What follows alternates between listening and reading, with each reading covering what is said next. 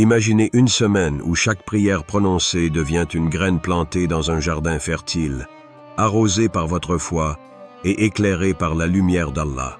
Chaque jour, vous observez ces graines germer, grandir et finalement porter des fruits. Cela semble extraordinaire, n'est-ce pas? Mais le prophète Muhammad, paix et bénédiction sur lui, nous a enseigné que la sincérité et l'espoir en Allah peuvent faire de cette vision une réalité. Dans le Coran, Allah nous rappelle avec des mots d'une douceur infinie. Et quand mes serviteurs t'interrogent sur moi, alors je suis tout proche. Je réponds à l'appel de celui qui m'invoque quand il m'invoque. Surat Al-Baqarah 286. Ce verset n'est pas seulement un message d'espoir, mais une promesse. Allah est proche et il entend. C'est un rappel que chaque mot que vous prononcez dans votre prière, même chuchoté, même pensé dans le silence de votre cœur, est entendu. Nous allons explorer une méthode spirituelle qui, si elle est suivie avec dévotion, peut transformer votre vie en 7 jours seulement. Voici un guide jour par jour. Jour 1. Établissez votre intention, le pouvoir de la niya. Commencez votre semaine en fixant une intention claire. Demandez-vous, qu'attendez-vous de cette semaine? Cherchez-vous une solution, une guidance ou simplement la sérénité?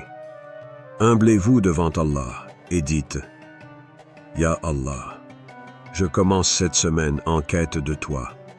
Purifie mon intention, guide mes pas et accorde-moi la force de me rapprocher de toi. Le premier jour est une déclaration de foi, un moment pour vous recentrer et aligner votre cœur avec votre prière. Jour 2, la force du matin. Commencez votre journée avec Fajr. Le Fajr est un moment béni, où le monde est encore calme, où les âmes sincères se lèvent pour invoquer leur Seigneur. Ce jour-là, concentrez-vous sur cette prière. Prolongez votre soujoud et dites, Ya Allah, illumine ma journée, comme tu illumines le ciel à l'aube. Accorde-moi la paix et la force de traverser les défis. Ressentez la tranquillité après la prière et prenez un moment pour exprimer votre gratitude pour tout ce que vous avez déjà. Jour 3. Multipliez les invocations. La force du dhikr. Faites de ce jour un moment de rappel constant.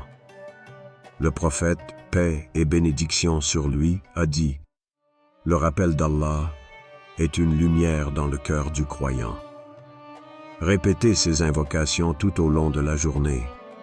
Subhanallah, gloire à Allah. Alhamdulillah, louange à Allah. Allahu Akbar, Allah est le plus grand. Astaghfirullah, je demande pardon à Allah. Laissez chaque mot résonner dans votre cœur, comme un écho de gratitude et d'espoir. Jour 4. Faites une aumône, le pouvoir de la générosité. Choisissez ce jour pour donner, même si ce n'est qu'un petit montant ou un geste symbolique. Le prophète, paix et bénédiction sur lui, a dit, la charité n'a jamais diminué une richesse. Dites en secret, Ya Allah, je donne pour toi, avec l'espoir que tu répondras à mes invocations.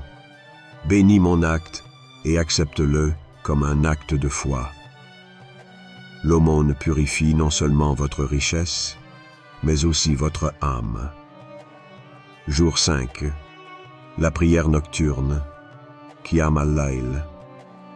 Réservez une partie de la nuit pour vous lever et prier.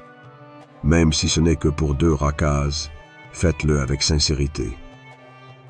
Le prophète Muhammad, paix et bénédiction sur lui, a dit, notre Seigneur descend chaque nuit au ciel le plus bas durant le dernier tiers de la nuit, et il dit, qui m'invoque afin que je lui réponde. Sahih al-Bukhari, 1145. En soujoud, dites, ô Allah, tu es celui qui répond aux appels, je t'implore de m'accorder ce qui est bon pour moi dans cette vie et dans l'au-delà. Jour 6. Reconnaissez les bénédictions, la gratitude active. Prenez un moment pour écrire une liste de 10 bénédictions dans votre vie. Remerciez Allah pour chacune d'elles, même les plus petites.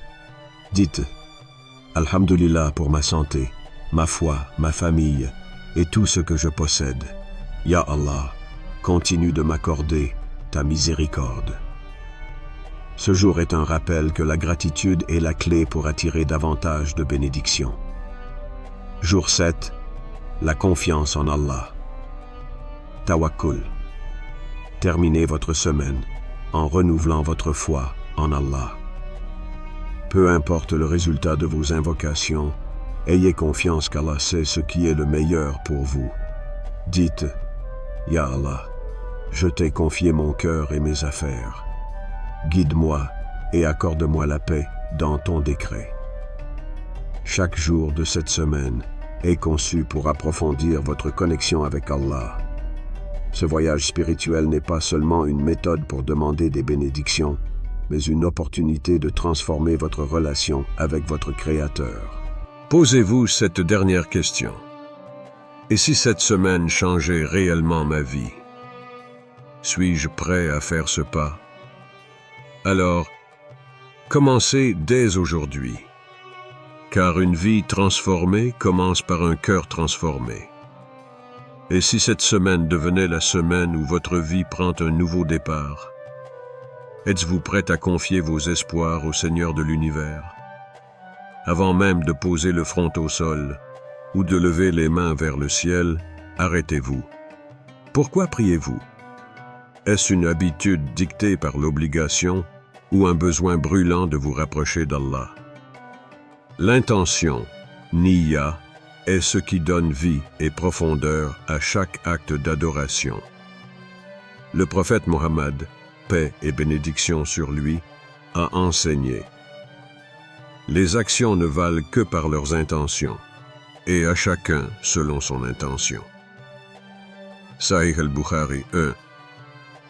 Ces mots ne sont pas de simples conseils, ce sont des fondations.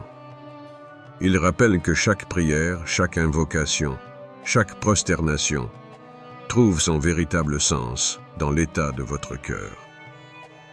Une intention pure est comme une graine semée dans un sol fertile. Elle donne naissance à des fruits de bénédiction et de sérénité. Imaginez ceci. À l'époque du prophète, paix et bénédiction sur lui, un homme vint à lui, accablé par la vie. Ses affaires échouaient, ses enfants tombaient malades et il se sentait abandonné par le monde. « Je prie, ô messager d'Allah, dit-il, mais rien ne change. » Le prophète, paix et bénédiction sur lui, dans sa sagesse infinie, lui demanda « As-tu prié avec une intention sincère? Es-tu entré en prière avec ton cœur ou seulement avec tes lèvres ?» Touché par ces paroles, l'homme renouvela son intention. Ce soir-là, il se leva pour prier avec une dévotion qu'il n'avait jamais ressentie auparavant. Il plaça tous ses soucis entre les mains d'Allah et récita d'une voix tremblante « Ô Allah, je t'invoque non pour ma vie mondaine, mais pour être plus proche de toi. Si mes épreuves sont un moyen de me purifier, alors je les accepte avec gratitude. » En une semaine, cet homme revint auprès du prophète, paix et bénédiction sur lui, le visage illuminé par une paix intérieure. Il témoigna qu'Allah avait non seulement apaisé son cœur, mais aussi résolu ses problèmes d'une manière qu'il n'aurait jamais imaginée. Votre intention est la clé qui ouvre les portes du ciel. Avant de prier, prenez un moment pour faire taire le bruit de votre esprit et posez votre main sur votre cœur. Dites intérieurement, « Ya Allah, je viens à toi avec un cœur humble. Je sais que tu es celui qui entend même les murmures silencieux de mon âme. Je t'invoque, non pour mes désirs égoïstes, mais pour vivre sous ton regard avec sincérité et amour. Répétez cet acte chaque jour. Ne laissez pas votre prière devenir mécanique.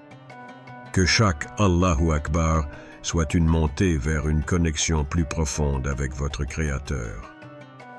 Allah dit dans le Saint-Coran, « Et ils ne reçurent que l'ordre d'adorer Allah, lui vouant un culte exclusif, en purifiant pour lui leur religion. » Surat Al-Bayyina, 88:5. Ce verset est une invitation à purifier chaque action, chaque prière, pour qu'elle soit exclusivement dirigée vers Allah. Imaginez votre prière comme un cadeau précieux que vous envoyez à votre Seigneur. Comment voudriez-vous qu'elle soit reçue? Fermez les yeux et réfléchissez. Votre intention est-elle pure ou est-elle mêlée à des désirs éphémères? Lorsque vous priez, votre cœur est-il tourné vers Allah ou distrait par les préoccupations mondaines? Peut-être est-il temps de vous demander « Que puis-je faire aujourd'hui pour recentrer mon cœur et retrouver cette pureté d'intention ?» N'oubliez pas que la transformation commence par une seule pensée, un seul acte sincère.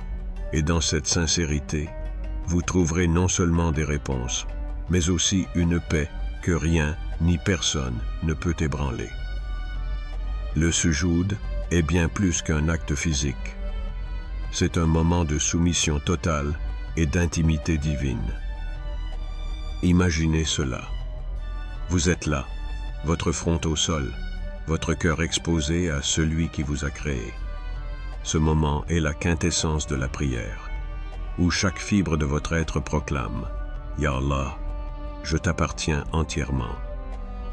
Le prophète Muhammad, paix et bénédiction sur lui, a dit « Le moment où le serviteur est le plus proche de son Seigneur est lorsqu'il est en sujoud. Alors, multipliez les invocations. » Sahih Muslim 482. Ce n'est pas un simple appel à prier, mais une invitation à vivre pleinement ce moment. En sujoud, vous êtes dans une posture d'humilité qui ouvre les cieux, où chaque parole devient une clé pour déverrouiller les trésors de la miséricorde divine. Fermez les yeux un instant et imaginez cette scène. Vous entrez dans une pièce calme. Le monde extérieur s'efface. Vous vous placez en prière, puis arrive ce moment sacré. En sujoud, votre front touche le sol frais, vos mains s'étendent comme si elles cherchaient à s'accrocher à la miséricorde d'Allah. Votre esprit s'apaise. Les pensées qui habituellement tourbillonnent dans votre tête se dissipent. Vous sentez une chaleur douce envahir votre cœur. Chaque mot que vous prononcez en secret est porté par les anges jusqu'à Allah. Chaque larme qui coule est comptée comme une invocation silencieuse. Et dans ce moment de vulnérabilité, vous ressentez un poids quitter vos épaules, remplacé par une légèreté et une sérénité indescriptibles. Que cherchez-vous à exprimer dans ce moment? Une gratitude infinie? Une demande pressante? Une simple envie d'être entendu par celui qui entend tout? À travers les siècles, des récits émouvants témoignent du pouvoir transformateur du sujoud. Écoutez cette histoire. Une femme pieuse, désespérée par sa situation, avait perdu tout espoir de mariage. Elle se sentait invisible, oubliée. Mais un soir, elle se rappela ce hadith et se dit « Si Allah est proche de moi en sujoud, alors c'est là que je lui parlerai de mes peines. » Chaque nuit, pendant une semaine entière, elle se levait pour la prière nocturne, Qiyam al-Layl. Dans son sujoud, elle pleurait et implorait Allah. « Ya Allah, toi qui es Ar-Razzaq, le pourvoyeur, ouvre les portes de ta miséricorde. et accorde-moi ce que je n'ose plus espérer. Le 7e jour, elle reçut une proposition de mariage inattendue, venant d'un homme pieux, qu'elle n'aurait jamais cru possible. Pour elle, c'était une réponse directe à ses invocations en soujoud. Cette histoire n'est pas exceptionnelle. Elle illustre une vérité puissante. Le soujoud est un moment où l'invisible devient possible, où l'espoir renaît. Votre soujoud est un moment où aucune demande n'est trop grande ou trop petite. Voici une invocation inspirée à réciter. Ô Allah, toi qui as ouvert les mers pour Moussa, ouvre une porte pour moi. Toi qui as ramené la lumière dans la vie de Younous, illumine mon chemin. Je me prosterne devant toi, sûr que tu es celui qui répond aux invocations les plus secrètes. Ces mots ne sont pas figés. Ajoutez-y vos propres besoins, vos propres émotions. Le soujoud est un espace pour être vulnérable, authentique, vrai. Allah dit dans le Coran, « Et prosterne-toi et rapproche-toi de ton Seigneur. » Surat Al-Alaq 96-19. Ce verset vous invite à voir le soujoud comme un pont. Ce n'est pas une simple prosternation. C'est un chemin vers une proximité sans égale avec Allah. Imaginez que chaque fois que vous vous prosternez, vous franchissez une distance spirituelle immense pour atteindre son pardon et sa miséricorde. Et vous? Combien de fois avez-vous réellement déversé votre cœur en soujoud? Avez-vous déjà ressenti cet abandon total, ce moment où le monde semble s'effacer, ne laissant que vous et Allah? Si ce n'est pas encore le cas, qu'attendez-vous? Peut-être qu'aujourd'hui est le jour où vous déciderez de vous engager pleinement dans votre soujoud. Peut-être qu'en cet instant, un trésor céleste vous attend, et tout ce que vous avez à faire, c'est de vous prosterner. Alors prenez un moment aujourd'hui, même si ce n'est qu'un instant, pour expérimenter le pouvoir du soujoud. Car c'est là, dans cet acte d'humilité, que les merveilles commencent vraiment. Saviez-vous que la gratitude peut transformer votre prière en une bénédiction multipliée? Allah dit dans le Coran, « Si vous êtes reconnaissant, très certainement j'augmenterai mes bienfaits pour vous. » Surat Ibrahim 14:7. Prenez un moment, même dans vos épreuves, pour dire « Alhamdulillah pour ce que j'ai, même si je n'ai pas encore ce que je souhaite. » Un commerçant avait perdu son entreprise, mais au lieu de se plaindre, il a passé chaque matin à remercier Allah pour sa santé et sa famille. En quelques semaines, il a trouvé un nouvel emploi encore meilleur que son entreprise précédente. Ajoutez une minute de gratitude à chaque prière. Faites une liste mentale de 5 bénédictions que vous avez reçues aujourd'hui. Et si la seule chose qui manque à votre vie était un cœur reconnaissant, pouvez-vous commencer dès maintenant à remercier Allah pour ce que vous avez? Voici une méthode simple à suivre pendant une semaine. Purifiez votre intention chaque jour. Commencez chaque prière en disant « Ya Allah, je t'invoque avec foi et confiance en ta réponse. » Priez la nuit, Qiyamul Layl. Le prophète, paix et bénédiction sur lui, a dit « Allah descend au ciel le plus bas durant le dernier tiers de la nuit et dit « Qui m'invoque pour que je lui réponde ?» Sahih al-Bukhari, 1145. Multipliez les invocations spécifiques. Chaque jour, ajoutez une invocation spécifique à vos prières. Exprimez votre gratitude. Terminez chaque journée par cette invocation. Ya Allah, merci pour les bénédictions visibles et invisibles que tu m'accordes chaque jour. Et si cette semaine devenait le point de départ d'une nouvelle vie? Pouvez-vous consacrer ces 7 jours à Allah? La prière est une arme puissante entre vos mains. Ce n'est pas seulement une obligation, mais une opportunité d'entrer dans un dialogue direct avec celui qui détient tout. Et si cette semaine devenait celle où vous découvrez le pouvoir de la prière sincère? Allah dit, « Invoquez-moi, je vous répondrai. » Sourate Ghafir 40-60. Alors, qu'attendez-vous? Levez vos mains, posez votre front au sol et laissez Allah transformer votre vie. Encouragez votre audience à partager leur expérience dans les commentaires. Peut-être que leurs histoires inspireront d'autres à prendre ce chemin spirituel.